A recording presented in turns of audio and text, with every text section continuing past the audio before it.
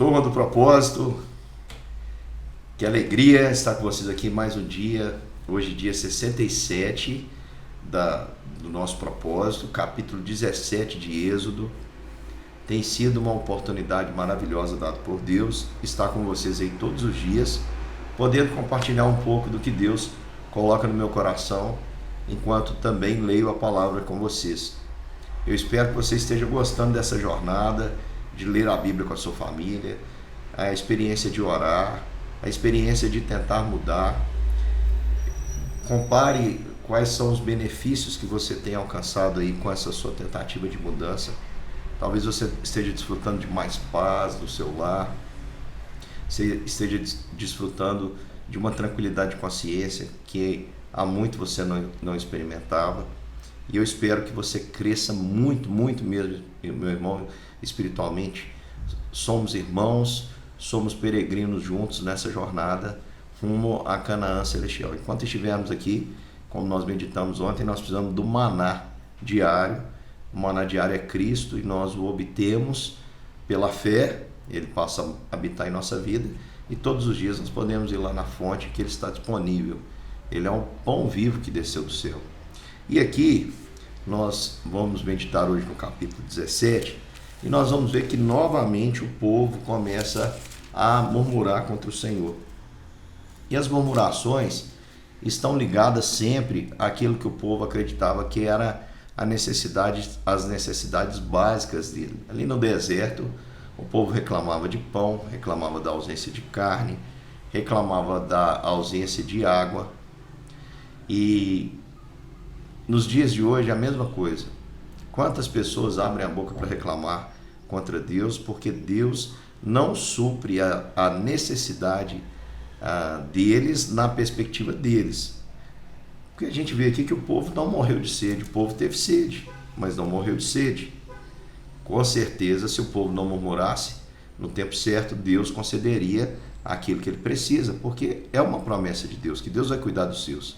Jesus disse: se nós buscarmos o reino de Deus em primeiro lugar e a sua justiça, ou seja, nos preocuparmos em obedecer e fazer a vontade de Deus, essa é a justiça de Deus. Não tem nada a ver com o poder judiciário, que a gente sabe como é, né?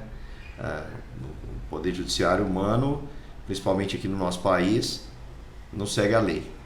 Mas a justiça de Deus é aquilo que é bom, perfeito, agradável. Então, se nós nos preocuparmos com o reino de Deus e buscarmos a vontade de Deus, Jesus diz: todas as coisas vos serão acrescentadas. Então Jesus diz: não vos preocupeis com o que há vez de comer, não vos preocupeis com o que há vez de vestir. Jesus está dizendo: quem busca o reino de Deus não precisa se preocupar com as necessidades básicas da sua vida, porque Jesus irá cuidar das necessidades mais básicas que você tiver aí na sua vida. Então, essa promessa nós temos da parte do Senhor. O povo, com certeza, essas promessas são eternas. O povo que foi resgatado com a mão poderosa do Egito, você acha que Deus resgataria o povo, deixaria morrer de sede no deserto? Mas o Senhor estava ali permitindo que o povo passasse por dificuldade, pondo o povo à prova, para que o povo conhecesse a si mesmo. Porque quando Deus nos coloca à prova, irmãos, o objetivo é que nós nos conheçamos, porque Deus sabe quem nós somos. E por que Deus faz isso? Quando Deus testa alguém, é para que essa pessoa se conheça, porque Deus sabe o que habita dentro de mim. Deus sabe do tamanho da minha fé, Deus sabe do tamanho da minha confiança, Deus sabe o que habita o meu coração. Mas às vezes eu não sei, às vezes eu acho que eu estou melhor do que eu realmente estou, eu acho que eu tenho muita fé, eu acho que, enfim. Então, quando Deus nos prova, é para nós nos conhecermos. Esse povo aqui foi provado e reprovado, porque no coração deles faltou confiança. E aí, diz o texto, que eles começaram ali a reclamar. E o povo contendeu com Moisés e disseram: nos dê água para que bebamos. E Moisés falou: olha, por que vocês estão contendendo comigo? Por que vocês estão tentando o Senhor? Porque Deus já havia dito para o povo que iria cuidar do povo, que nada disso iria faltar. Ele falou: olha, se vocês andarem nos meus mandamentos, nada que veio sobre o Egito sobrevirá a vocês. Assim, O povo teve ali sede de água e murmurou contra Moisés e disse: por que você nos fez sair do Egito, Moisés? Para matar a gente de sede, os nossos filhos, o nosso gado. Ah, irmãos, o Senhor ficou triste com tudo aquilo, mas Moisés clamou ao Senhor dizendo: o que farei com este povo? Daqui a pouco me apedrejarão. Era uma missão difícil de Moisés, irmão. Ele estava guiando 600 mil homens, sem contar crianças, gados, mulheres. Estava guiando uma população de 600 mil pessoas, mais ou menos. E agora Moisés tem que cuidar das necessidades básicas dele no deserto. E ele disse: Senhor, se o Senhor não me ajudar, eu não vou dar conta. Deus já havia prometido o maná, Deus já havia prometido as codornas, e agora diz para Moisés o seguinte: Moisés, passa diante do povo, toma contigo alguns dos anciãos de Israel, toma em tua mão a tua vara, que feriste o rio, e vai. Por que Deus fez isso? Deus fez isso porque tinha os líderes das tribos, esses líderes acompanharam Moisés. Moisés pegou a mesma vara com que ele feriu o rio. Moisés foi ordenado pelo Senhor para ferir a rocha em Horebe, e dela sairia água e o povo beberia. E Moisés assim fez na presença dos anciãos, para que os anciãos pudessem falar com o povo: ó, pode ficar tranquilo, que aquela vara que Deus usou para poder mudar as águas do Nilo, Deus fez brotar a água da rocha. Nós não precisamos temer, porque o Senhor tem fonte inesgotável de todo o recurso que nós precisamos. Triste é o homem que coloca a sua felicidade, baseia a sua felicidade, o seu contentamento no suprir as suas necessidades. Como eu falei, hoje nós somos a mesma coisa desse povo aqui. Nós contendemos contra Deus porque Ele não atende às nossas necessidades. Só que hoje é muito mais do que pão, água. A gente acha que nós precisamos de carro, a gente acha que nós precisamos de casa, a gente acha que nós precisamos de beleza, a gente acha que nós precisamos de um monte de coisa que realmente nós não precisamos e que são exigências do tempo moderno.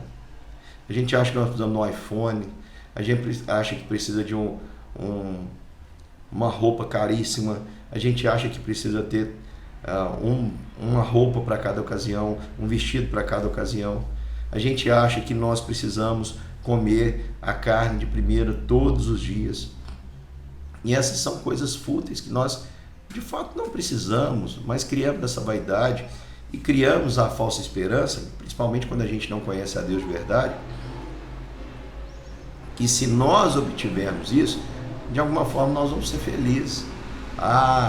Você já ouviu alguém dizendo assim: um dia eu serei alguém? Ué, isso ainda é ninguém, não. Então você está dizendo que você só vai ser alguém se você alcançar algo, se você tiver um curso superior, se você casar, você já é alguém, meu querido irmão. E o que te faz alguém, um ser, alguém que pode ser inclusive uma bênção, é o conhecer a Cristo. Porque o conhecer a Cristo, o crer em Cristo, nos faz filhos de Deus. E aqui eu vou começar já a aplicar, porque tem uma outra parte do texto que eu quero meditar. Ali naquele lugar ficou chamado como Massá, que quer dizer disputa, e Meribá, que quer dizer contenda. Massá e Meribá.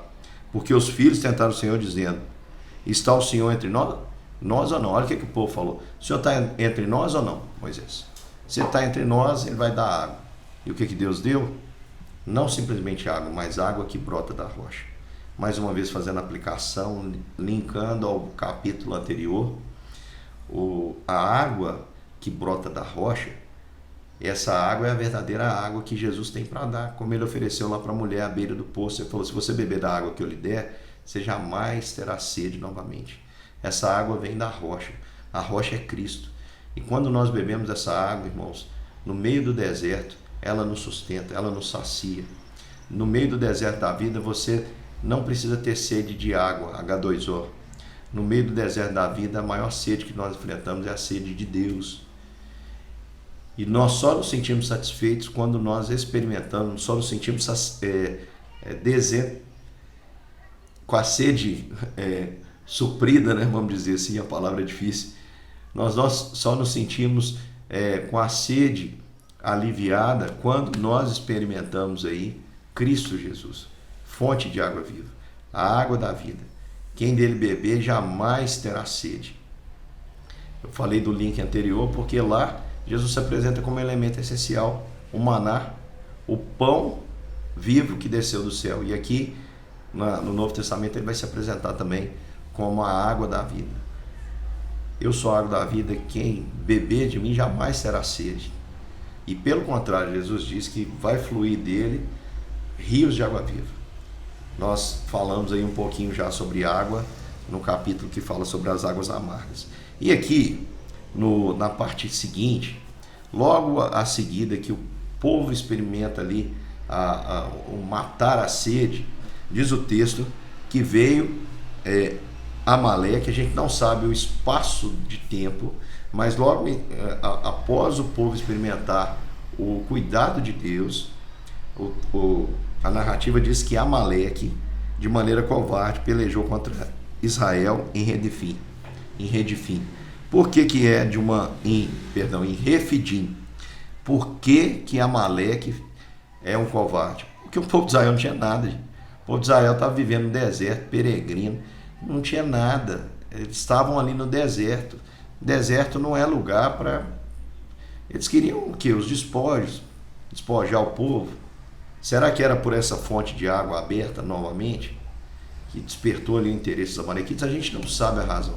A gente sabe que os amalequitas, através ali de Amaleque, foi extremamente cruel. Matou crianças, mulheres grávidas. E Moisés diz a Josué assim: olha, escolhe aí a tropa de elite e vai lá, e eu vou subir a colina com a vara de Deus, e a vara de Deus estará na minha mão. E fez Josué como lhe disse. Moisés pelejando contra Amaleque. Moisés e Arão e Ur subiram ao cume da colina. Arão, irmão de Moisés, alguns, como por exemplo Flávio Josefo, que é o historiador que expôs a história dos hebreus, ele identifica Ur como esposo de Miriam. Nós não temos como dizer se é ou não, mas sobe ali Arão e Moisés e Ur, e esses sustentavam a mão de Moisés, e quando Moisés levantava a mão, Israel prevalecia. Quando baixava a sua mão, prevalecia Amaleque. O que é esse levantar as mãos? Levantar as mãos, irmãos, a gente pode pensar que Moisés estava enviando poder. É claro que hoje a gente tem o gesto de abençoar. O estender as mãos sobre alguém, segundo a Bíblia, é demonstrar confiança, continuidade. Quando Paulo diz que não é para a gente estender a mão, impor as mãos sobre ninguém precipitadamente, né? Na continuidade do ministério pastoral a gente faz isso. Quando alguém é aprovado em todos os quesitos, nós damos a destra de companhia, estendemos a mão sobre ele. A gente, como símbolo de bênção, nós estendemos a mão. Pode ter significado? Pode sim. A arca tem vários símbolos, por exemplo, o santuário tem vários símbolos, por exemplo, a arca, onde os anjos, os querubins, juntavam, como se tivesse um tipo de cobertura sobre aquela arca. Então, a bênção no alto do monte pode representar a bênção do Senhor? Pode. Mas o levantar das mãos significa também, à luz da palavra, eu acredito, o render-se, o declarar a dependência de Deus. Então eu acredito que Moisés subiu ali, vendo todo o sofrimento do povo. O povo não estava acostumado com o deserto. O povo tinha filhos, o povo tinha gado, o povo não tinha nenhum tipo de fortaleza. E ele sobe ao alto do monte, indignado com aquela crueldade, e ele levanta as mãos a Deus no sinal de dependência. Eu tenho certeza que Moisés não achava que saía nenhum tipo de poder das suas mãos, mas ele está clamando a Deus e dizendo: Deus, eu preciso do Senhor para dar vitória ao nosso povo, senão nós seremos massacrados no deserto. Vamos lembrar que os amalequitas já eram um povo estruturado, e o povo de Israel era peregrino no deserto, né? Imagina você de viagem precisando se defender, sem casa, sem muro, sem nada, e eles já foram, e de surpresa, né? E eles já foram com tudo aí para o povo de Israel. E diz o texto que quando Moisés levantava a mão, Israel prevalecia. Quando ele abaixava, o povo, os amalequitas prevaleciam. Então o que eles fizeram? A mão de Moisés pesou Vamos lembrar que Moisés estava com mais de 80 anos. As mãos de Moisés eram pesadas e por isso eles tomaram uma pedra e puseram debaixo dele. E ele se assentou sobre ela. E Arão e Hur sustentavam as suas mãos, um de um lado, um de outro. E assim houve nas suas mãos firmeza até que o sol se pôs. Presta atenção numa coisa, irmãos.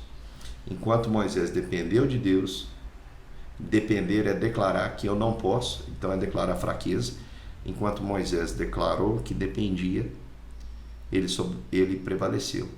Quando ele cansava e baixava as mãos, isso é um símbolo, não quer dizer que ele não estava dependendo, mas o símbolo aqui deste texto é o significado. Então os amalequitas prevaleciam e logo Moisés dava um jeito de levantar as mãos. Quando Moisés estava cansado, eles colocaram uma rocha debaixo dele para ele se assentar. Lembra daquele salmo que virou um cântico, né? Que nós cantávamos: quando eu abatido for, leva-me para uma rocha mais alta que eu. Eu acho que aqui é o símbolo. Essa rocha é Jesus Cristo. Nos momentos em que nós nos sentimos cansados, porque depender de Deus não é tarefa fácil, mas é o único caminho para a nossa vitória, o Senhor Jesus vai nos sustentar. Sabe quem mais vai nos sustentar? Os nossos irmãos que estão do nosso lado. Por isso, meu querido irmão, você que está ouvindo aí, você precisa conviver com pessoas que têm a mesma confiança em Deus que você tem, a mesma fé que você tem, para que você gere um compromisso, para que você gere uma responsabilidade. Nós somos seres que Deus criou com um propósito, e o propósito é da gente ser uma família. Eu não posso dizer, a mão não pode dizer que não precisa do braço, o braço não pode dizer que precisa do pé, nós precisamos uns dos outros. Nós somos fortalecidos quando nós caminhamos juntos. E nós somos fortalecidos na nossa caminhada de dependência de Deus. Como é bom ter alguém para de vez em quando dar um puxãozinho na nossa orelha e falar: oh, isso aqui não está certo, olha, vamos mudar isso aqui, vamos melhorar nesse ponto. Aqui, Arão e Hur sustentaram Moisés enquanto ele estava ali firmado em Cristo. Na nossa caminhada, é uma bênção quando a gente está desanimado e vem alguém e nos toma de um lado e toma de outro e nos ajuda a levar aquela carga. Eu já tive essa experiência, eu tenho certeza que você também. E se você não teve, talvez é porque você não está congregando no sentido de ter comunhão com outras pessoas que tenham a mesma fé que você. Então, meu irmão, procure gente boa de Deus para estar do seu lado, para te ajudar. Não estou falando de gente chata não, para te julgar o tempo todo e para dizer que você está errado o tempo todo e para falar que ele é melhor que você. Isso não é papel do cristão. O nosso papel, meu irmão, é andar com os nossos irmãos. Quando a gente vê alguém com o joelho vacilante, é dar o ombro, é andar junto, é se dispor, é caminhar. E se Jesus manda a gente fazer isso até pelos inimigos, quanto mais pelos irmãos da fé. E assim, o que aconteceu? Deus deu a vitória ao povo de Israel. Diz o texto que José desfez Amaleque e o povo a fio da espada. A espada na Bíblia é a palavra de Deus. Então, meus queridos irmãos, quando a gente está desanimado, o que nós precisamos fazer? Tem gente que quando está triste, sabe o que ele faz? Ele fala: agora também é que eu vou me rebelar contra Deus. Toda vez que Deus nos decepciona, a tendência humana é se rebelar, é seguir seus próprios instintos, é seguir seus próprios sentimentos. Mas não é aí que está, meu querido, a vitória nossa sobre o inimigo. A nossa vitória está na palavra de Deus. É quando eu mesmo cansado, confio na rocha, me assento na rocha, seguro nas mãos dos meus irmãos e confio na palavra de Deus. Ainda que aflito, eu creio que Deus vai fazer algo e aí eu posso sobressair. E aí a primeira vez que aparece na Bíblia, Moisés dizendo assim: olha, esse livro, o que eu estou dizendo aqui vai ser escrito. É a primeira menção de uma obra literária que está no versículo de número 14. Moisés diz: escreve isso em memória e fala aos ouvidos de Josué, porque eu vou apagar a memória de Amaleque dos seus. Presta atenção, irmãos. Quando a gente lê lá na frente que Deus manda acabar com o povo amalequita, a gente às vezes fica assim: esse Deus é um Deus injusto. Não, irmãos, é um Deus que dá ao homem, nesse sentido, a seguinte verdade para que um homem obedeça. A seguinte sinalização Deus estabeleceu: O que você plantar, você vai colher. E lembra que na lei da semeadura se planta uma semente e se colhe muito mais. Amaleque foi um covarde, seu povo foi um covarde, passou a fio de espada um povo desprotegido. Nem leal ele foi.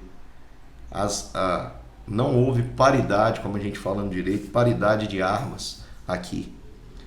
Então Deus promete, olha, você fez isso com o povo, esse povo vai crescer, e lá na frente eu vou apagar a geração, vou acabar com os amalequitas. Registra isso, fala para Josué e registra.